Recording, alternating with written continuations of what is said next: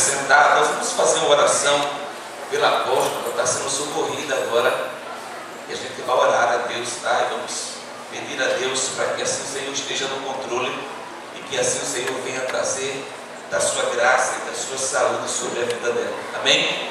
Pai amado, bendito Deus, nós oramos agora, Pai, e apresentamos a vida da tua ungida, e que nesse instante, ó Deus, o Senhor seja o médico dos médicos, pois a tua palavra diz que o Senhor é médico dos médicos por excelência. Então nesta hora, Pai, vai visitando a vida dela por completa, vai preenchendo, Deus, com saúde tudo que está enfermo na vida dela, e que assim, ó Deus, quando ela chegar no médico, ela possa estar, ó Deus, já melhor, bem, ou por que não dizer curada, Deus. Pai, tu podes fazer o que o homem não pode fazer, o Senhor pode fazer o que a medicina não pode fazer. Então nesta noite já declaramos, ó Deus, toda a falência do inferno, toda a maldição que foi liberada sobre a vida dela, nós já colocamos por terra e declaramos a falência, e assim, Deus, liberamos da tua palavra, no teu poder, liberamos, Deus, no teu senhorio, ó Pai, a saúde da tua serva, para a glória de Deus Pai. Amém,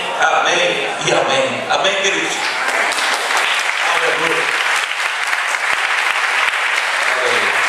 Você pode olhar para o irmão que está ao seu lado e dizer assim: nesta noite nós estamos com propósito, e em nada vai nos parar, porque o propósito foi ativado, e até o fim nós vamos conquistar. Amém? Então abra a tua Bíblia no livro de Mateus capítulo 16. Já quero pedir a todos os oficiais, todos os pastores, diáconos, evangelistas, que quando terminar o culto não saia, e a gente vai ter uma palavra com vocês. Amém? Mateus capítulo 16, livro de Mateus capítulo 16, versículo de número 13 em diante.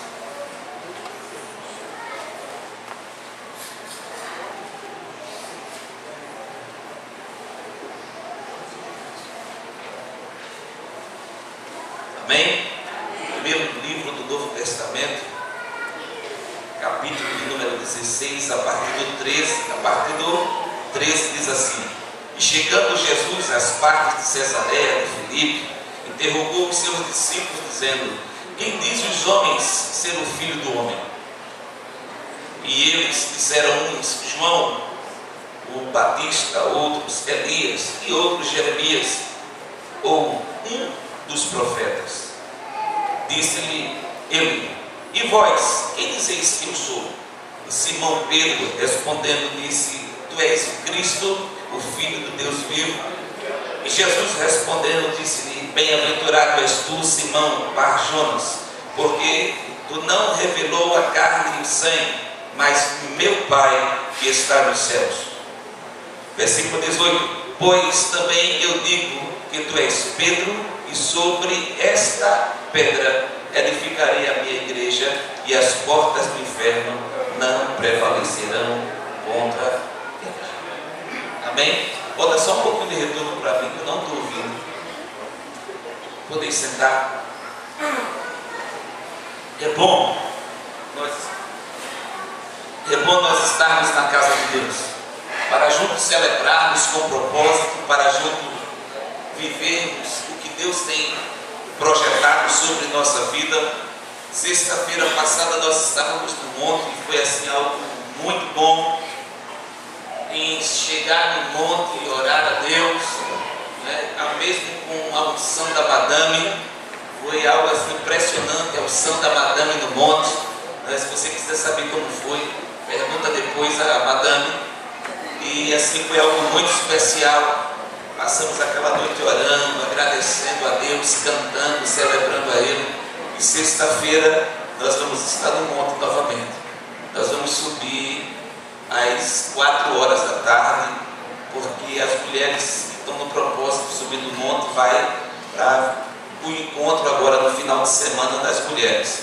Então a gente vai mais cedo para o monte e provavelmente essa sexta, tá? Na próxima sexta a gente volta normal às 11h30 da noite. Amém? dia 15 agora, de domingo a 8, vai ter batismo nas águas. Então, se você deseja se batizar, procura o pastor Charles, ele já está pegando os nomes, e amanhã à noite vai ter ministração para aqueles que vão se batizar. Amém? Amém? Amém. A semana passada nós falamos a respeito do encorajamento que Deus ele libera sobre nossa vida, para que juntos venhamos vencer todos os obstáculos que o nosso adversário ele traz sobre nós. A semana passada nós declaramos aqui, na primeira quarta-feira da aliança, na primeira quarta-feira do propósito, que Deus é aquele que estabelece a sua vontade sobre nossa vida, que Deus é aquele que traz o seu senhorio sobre nós. Então a gente ativou a chave profética, nós ativamos a chave apostólica, que as portas elas vão se abrir na nossa vida de uma maneira extraordinária. Amém? Então, nesta noite, já quero trazer a segunda chave, que é justamente a chave de uma poderosa revelação. Diga, uma poderosa revelação de Deus sobre a minha vida. Diga, eu vou ativar. Diga mais forte, eu vou ativar a esta chave na minha vida, de uma poderosa revelação de Deus. Então olha para a pessoa que está ao seu lado e diz assim: Deus quer te entregar nesta noite uma poderosa revelação. Diga, você crê nisso? Então dê um forte aplauso ao Messias.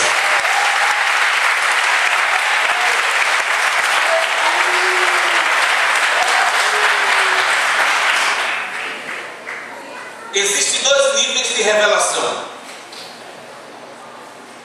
E o que eu quero trazer nesta noite é justamente esses dois níveis que está nesse texto que nós lemos. Queridos, todas as vezes que Deus ele se dispõe a trazer as revelações na vida da sua igreja, começa a existir situações adversas, situações de dor, situações de pânico, situações de morte, situações de ira, situações de enfermidade. Então, de repente, começam a existir situações por causa da revelação de Deus, por causa do que Deus ele vem trazendo sobre a vida dos seus filhos, para começarmos a entender o que eram essas revelações. Deus ele chega através do seu Filho Jesus, junto aos discípulos, já tinha andado alguns dias com ele. Aqueles discípulos já tinham enxergado situações sobre a vida deles, sobre a vida do próprio Jesus, sobre a vida de uma multidão que servia Jesus, sobre a vida daquele homem que tinha uma visão extraordinária, porque na realidade aquela multidão que seguia Jesus porque Jesus fazia milagre. Aquela multidão seguia Jesus era porque Jesus trazia sobre a vida dele uma situação agradável sobre aquele povo. Se o povo estava com fome, Jesus multiplicava os pães. Se o povo estava doente, Jesus vinha e trazia cura. Se estava enfermo, Jesus vinha e trazia libertação. Mas acontece, queridos, que no meio daquela multidão existiam alguns que Deus estava, através de Jesus, preparando para os dias vindouros. E a gente sabe muito bem que Jesus levantou 12 homens fortes, 12 homens valentes. Jesus ele levantou dentro de uma visão extraordinária 12 para se assim organizar e se preparar para que viesse trazer um evangelho mais firme, um evangelho mais eficaz. E o que é que acontece? Dentro dos 12, Deus estabeleceu ou trouxe um conserto melhor, ou por que não falar melhor, Deus ele pegou e trouxe no meio dos 12 apenas 3. 3 para que chegasse e começasse a desenvolver naqueles 3 uma autoridade, um senhorio e uma responsabilidade melhor. E entre esses 3 estava um homem chamado Pedro, aquele homem bruto, um pescador da terra, aquele homem que não tinha mais assim uma situação tão agravante por causa da sua pescaria. De repente, Jesus junto com seus discípulos, mas sempre quem chegava mais próximo de Jesus era 3, fica comigo, em todos os lugares existe quem tem mais intimidade.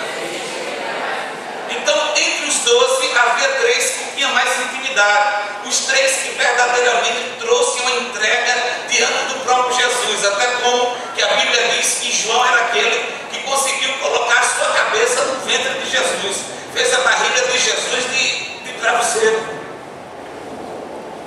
Então olha a intimidade que teve. Todas as vezes que Jesus ia para o monte orar, Jesus andava com 12 homens, mas só 3 que ele chamava e recuava para que junto tivesse. Então, dentro de um poder de visão, Deus ele começa a trazer o estabelecer dele sobre a vida de um povo, daqueles que são visionários. Então nós precisamos enxergar o que Deus está trazendo nesses dias sobre nossa vida, trazendo nesses dias através de o que é ativar uma chave apostólica, o que é ativar uma palavra apostólica, o que é estar debaixo de um poder apostólico e liberar a missão que está estabilizada sobre ele. Acontece, queridos, que esse homem chamado Pedro, depois que Jesus ele chega e começa a falar com os seus discípulos, de repente Jesus teve vontade de perguntar quem era ele.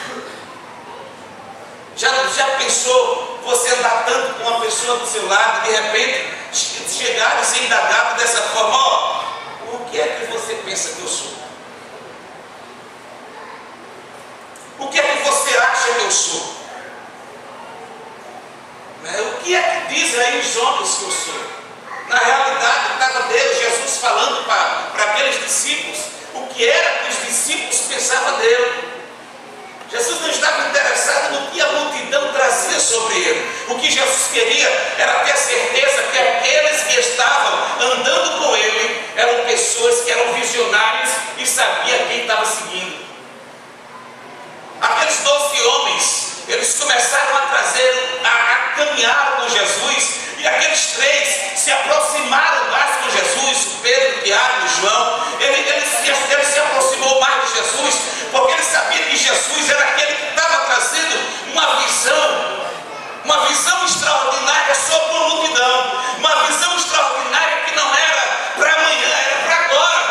Então aqueles 3 homens, de repente, eles despertam de um lado e do outro, e começam a falar: não, tu és o profeta. Outro dizia: não, tu és Jeremias, não, tu és Elias. E de repente Pedro chega na sua ignorância e diz: tu és o Messias, tu és Deus, tu és Jesus.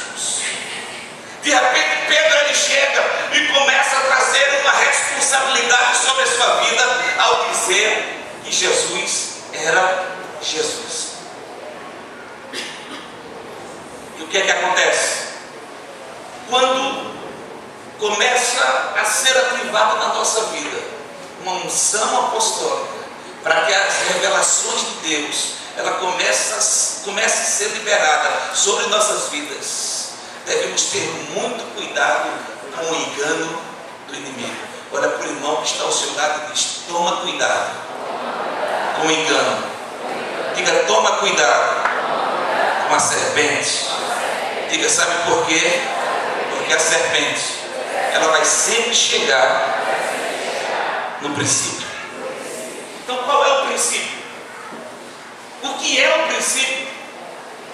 O princípio era que Pedro, diante daqueles homens, enxergou e disse verdadeiramente quem era Jesus. Quantas vezes nós recebemos uma porção de Deus e não conseguimos liberar daquela porção, não conseguimos trazer daquelas porções. Então o que é que acontece? Esse homem chamado Pedro trouxe na vida dele um agravo muito grande, trouxe uma situação totalmente desagradável na vida dele, mas foi ativada na vida dele. A autoridade apostólica e profética foi liberada na vida de Pedro. Então Pedro começou a ter uma revelação de quem era Jesus. Enquanto os outros diziam que era apenas um profeta, ou mais um Elias, ou mais um Jeremias, Pedro estava dizendo totalmente diferente. E todas as vezes que começa a existir a revelação de Deus, o diabo traz uma ignorância espiritual na vida do homem. O diabo ele consegue liberar uma ignorância espiritual, muitas vezes até dos filhos de Deus. E o que Deus nesta noite está nos alertando é justamente isso, porque a chave que ativa uma revelação profunda sobre nossa vida, do nosso Pai, do nosso eterno Deus, é para vivermos dias melhores. É para não apenas falar que nós estamos aliançados com Deus, não é apenas para falar que nós estamos sendo guardados por Deus, mas sim vivendo nos princípios, vivendo nos milagres, vivendo no estabelecer de Deus sobre a nossa vida. Então o diabo, ele traz a ignorância espiritual através da religiosidade. Diga comigo, a religiosidade, ela ainda consegue matar muitos filhos de Deus. Olha para o irmão que está ao seu lado e diz assim para ele: eu não. Diga, se você está perto de mim, eu vou ajudar também não. Então, a ignorância espiritual que o diabo traz justamente a religiosidade, que está aqui no capítulo 16, versículo 14 de Mateus, que diz assim: finalmente apareceu aos 11, estando eles assentados à mesa, e lançou-lhe o rosto a sua incredulidade e dureza de coração, por não haverem crido nos que tinham visto, ou até mesmo já ressuscitado, que está lá em Marcos capítulo 16, versículo de número 14. O que é que acontece? O povo não estava mais acreditando, o povo estava dizendo: mas Deus, ele mesmo pegou o seu filho e assim levou para ele, acabou com ele. Então a religiosidade cria situações que nos impedem de reconhecermos a verdade. A religiosidade, ela começa trazendo uma incredulidade tão grande que o homem não consegue enxergar o que é milagre de Deus, o que Deus pode fazer, que Deus é aquele que age no momento certo e na hora certa. Mas olha, pode acontecer com 10 pessoas, mas comigo não. Olha, pode acontecer com uma multidão, mas comigo não. Quantas vezes nós escutamos uma palavra de bênção, uma palavra de cura, uma palavra de libertação sobre a nossa vida, e a gente não consegue nem responder uma palavra-chave para segurar aquela palavra. Muitas vezes a incredulidade começa a chegar nos filhos de Deus, e ele começa a descrer de tudo. Ele não consegue mais crer que Deus cura nesses dias de hoje. Ele não consegue mais crer que Deus liberta nos dias de hoje. Ele não consegue mais crer que Deus restaura nos dias de hoje. Então o que é que acontece? É justamente a incredulidade que vem através da ignorância espiritual, provocada pela religiosidade. Em segundo lugar, o diabo traz a ignorância espiritual através da falta de conhecimento. Quantas vezes nós dedicamos tanto à música e tocamos muito, cantamos muito e adoramos muito? Quantas vezes eu me dedico tanto a estar orando e oro muito, eu busco muito. Mas é através da leitura da palavra que nós começamos a viver tudo que Deus tem reservado sobre nossa vida. E lá em Oséias capítulo 3 diz que o povo de Deus, não é o mundo, é o povo de Deus, consegue receber derrotas sobre sua vida porque não tem conhecimento.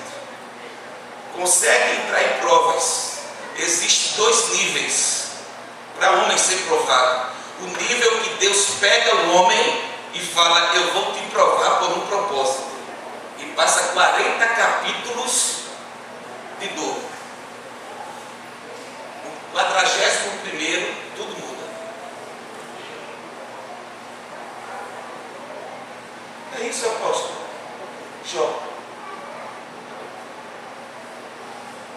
O segundo nível de prova é por o homem ser teimoso. Teimosia leva o homem a viver dias de prova e de ruína. E sabe quando que ele vai sair?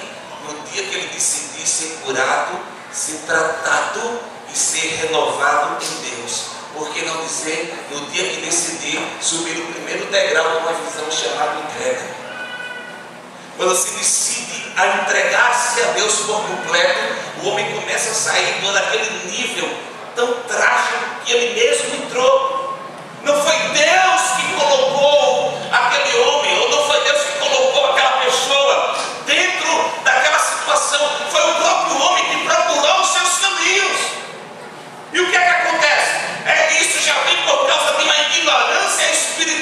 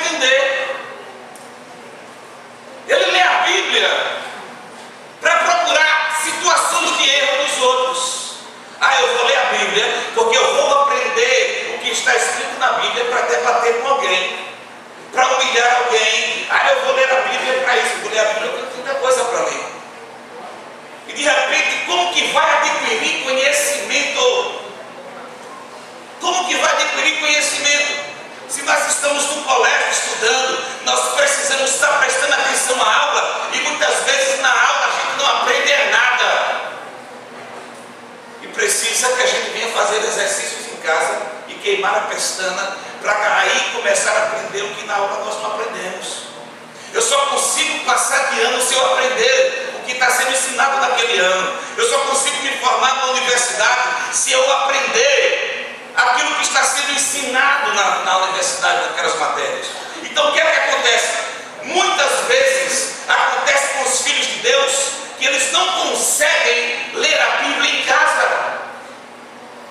Tem tempo para tudo, mas não conseguem ler a Bíblia em casa. E é através da Bíblia, através da palavra de Deus, que nós vamos adquirindo conhecimento. É quando nós vamos começar a lutar com o inferno, através da palavra de Deus. Quem sabe se eu perguntar hoje aqui quem leu a Bíblia essa semana pelo menos 10 minutos, você pode se escandalizar, ou você pode se alegrar. Um dos dois. Mas sabe o que é que acontece?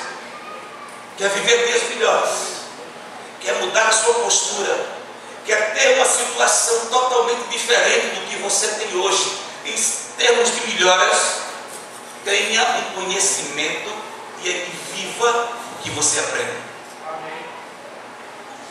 Não adianta a gente ter um conhecimento e não viver o que se aprende. Quantas vezes falamos de honra, quantas vezes nós falamos de princípio, e a gente fala de princípio e fala de honra, e é algo fácil de se falar, é bonito de se expressar, mas difícil de viver. É difícil de viver. E o que é que acontece? Deus, ele começou a trazer uma revelação sobre a vida daquele homem chamado Pedro, daquele visionário chamado Pedro, e ele começou a liberar sobre a sua vida algo que assim mexeu com ele. O inferno quis mexer com a vida de Pedro. E em terceiro lugar, o diabo traz uma ignorância através do pecado. Olha para teu irmão e diz assim: meu irmão, cuidado com o pecado. Diga: pecado, pecadinho e pecadão. Isso não. Tem uma música assim, não tem?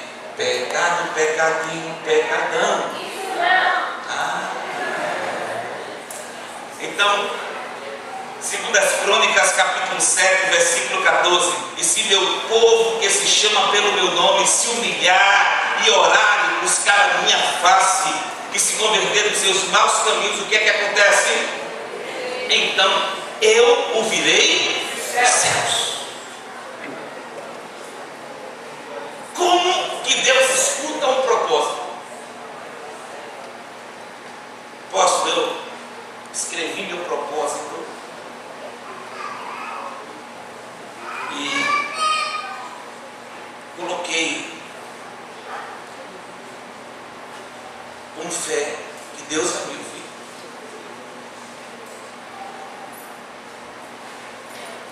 Como que eu posso saber que Deus está ouvindo as minhas orações?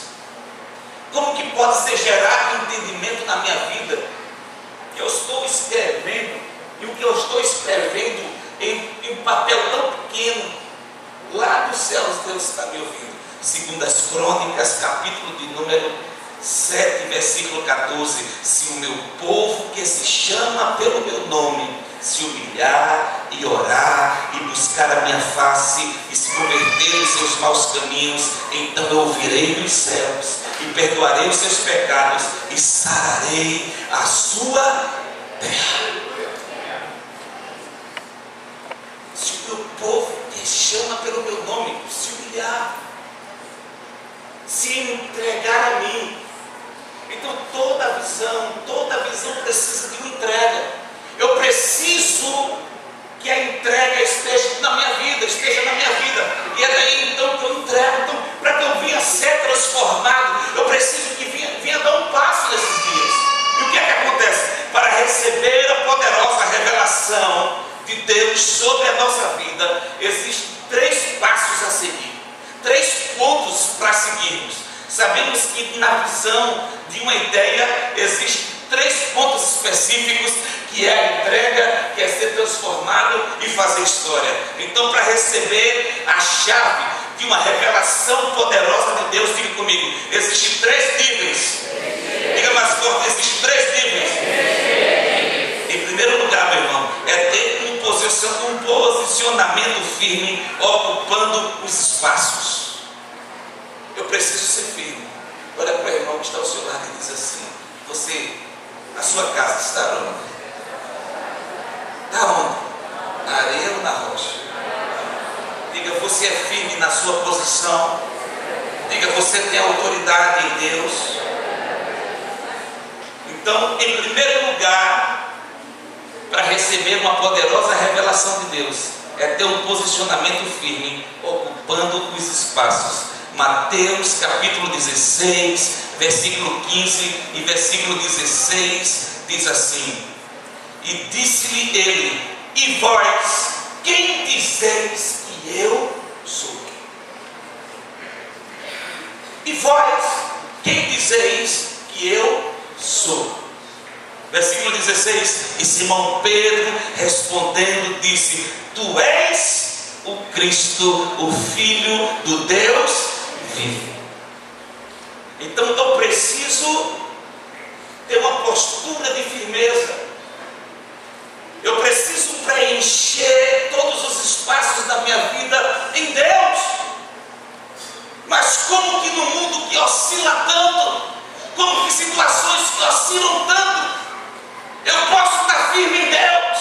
Eu preciso estar firme em Deus 24 horas. E em segundo lugar, é vencer a interferência da carne e do sangue. A nossa luta não é contra a carne e nem contra o sangue, mas contra os principados e potestades. E o que é que acontece? Nós precisamos não deixar que esta carne comece a prevalecer sobre uma autoridade estabelecida por Deus na nossa vida. E depois que Pedro recebe Deus e enxerga Jesus como Jesus, enxerga Jesus como Deus, enxerga Jesus como Senhor dos Senhores, ele permitiu que a carne viesse interferir na vida dele. Versículo de, não acompanha comigo, versículo de número 17 de Mateus capítulo 16. Para receber uma poderosa revelação de Deus, nós precisamos, em primeiro lugar, ter um posicionamento firme, ocupando os espaços, e em segundo lugar, vencer a interferência da carne e do sangue. Pedro não se encheu, mas abriu-se na sua vida para um poder. Que poder foi esse? E Jesus respondendo-lhe: bem-aventurado és tu, Simão Barjonas, porque tu não revelou a carne e o sangue, mas meu Pai que está nos céus. Em terceiro lugar, está pronto para resistir e não ser roubado pelo inimigo. Talvez seria mais fácil se quando viesse a palavra de Deus, viesse como um pacote de macarrão. Porque eu ia pegar o pacote de macarrão, ia colocar no bolso e dava para ir para casa. Eu ia pegar o pacote de macarrão e colocar na Bíblia e ir para casa. Todas as vezes que eu olhasse para a Bíblia, eu ia olhar o quê? O pacote de macarrão. Todas as vezes que eu fosse almoçar e tivesse macarrão, eu lembrava de quê? Que Deus liberou a sua palavra através do macarrão. Toda vez que eu quisesse comer algo diferente, eu ia comer um yakisoba, e quando eu olhasse o yakisoba, estava lá cheio de macarrão, aquilo preto, não é? Cheio assim de verdura, uma comida meio estranha, mas tão gostosa. Então, cheio de macarrão. Então, toda vez que está comendo lá yakisoba, está olhando o quê? O macarrão, está lembrando de quê? Deus liberou a sua palavra através do macarrão. Então, eu vou pegar o macarrão e vou guardar para que ninguém roube. Quando eu chegar em casa, eu vou esconder no melhor lugar, Cida, porque eu vou viajar, então ninguém vai encontrar e vai levar. Porque a palavra foi liberada para mim, então eu vou levar a sério isso aqui e vou tomar conta do macarrão. Era fácil. Deus, Ele traz a revelação e traz um senhorio de autoridade apostólica e de revelação sobre a vida de Pedro, mas Pedro consegue ser roubado pelo inimigo. E sabe como é que o inimigo consegue roubar o que Deus entrega? Na mente. Assalto de mente. O inimigo consegue assaltar a mente para que a boca comece a proferir o que não pode, o que não existe. O inimigo consegue roubar a mente. O inimigo começa a trazer interferência na hora de uma palavra. Sabe para quê? Para que a palavra não seja entendida por completo. Para que a palavra não seja vivida. Porque se entender, eu quero viver para mudar de vida.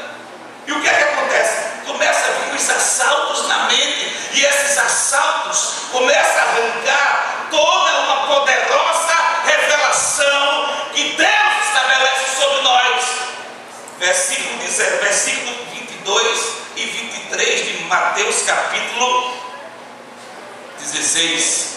Versículo 22 diz: E Pedro, tomando-o de parte, começou a repreendê-lo, dizendo: Senhor, tem compaixão de ti, modo nenhum te acontecerá isso. Versículo 23. Ele, porém, voltando-se, disse a Pedro: Para trás de mim. Quem? Para trás de mim. Imagina o roubo que o inferno fez na vida de Pedro. Diante dos discípulos, diante de 3 homens mais fortes entre os 12, chega e recebe uma revelação de Deus, chega e reconhece Jesus como Filho de Deus. De repente Jesus olha para ele e diz: Aparta-te de mim, Satanás. Quantas vezes se pode acontecer isso nos dias de hoje?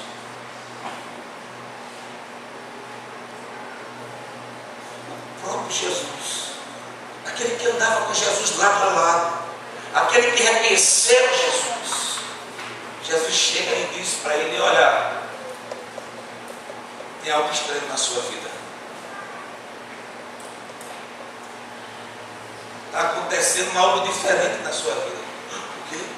Tem coisas estranhas na sua vida. Versículo de número 23, capítulo 16 de Mateus. E ele, porém, voltando-se, disse a Pedro: Para trás de mim, Satanás, que me serves de escândalo, porque não compreendes as coisas que são de Deus, mas só as coisas que são dos homens. Quando nós recebemos a revelação de Deus sobre a nossa vida, o inferno vai sempre querer nos assaltar, vai sempre querer roubar da nossa vida o que Deus está projetando sobre nós. Mas diga comigo: dias melhores virão. Diga mais forte: dias melhores virão. Diga mais forte: dias melhores virão. Diga: porque o meu Deus traz revelações poderosas. Amém? Diga: meu Deus, Ele me traz revelações poderosas. E diga que quando a chave está na minha mão, diga mais forte: a chave na minha mão, tudo muda. Porque o Senhor inaugura um novo tempo sobre a minha vida. E esse novo tempo é de revelação. Queridos, hoje é uma noite de inauguração na nossa vida.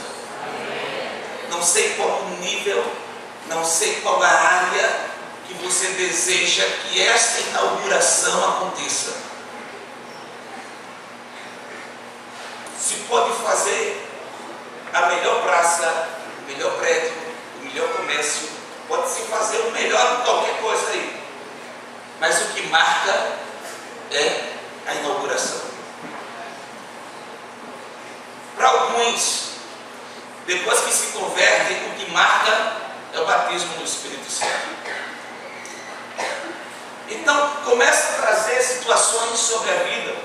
E o que Deus nesta noite vai trazer sobre nós, através da chave, da segunda chave, por causa de uma aliança, é de receber uma poderosa revelação do nosso Deus.